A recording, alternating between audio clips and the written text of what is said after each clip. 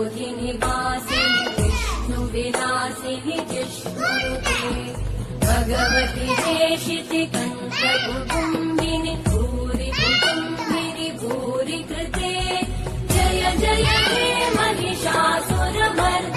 रम्यकपर्दिनि शैलसुते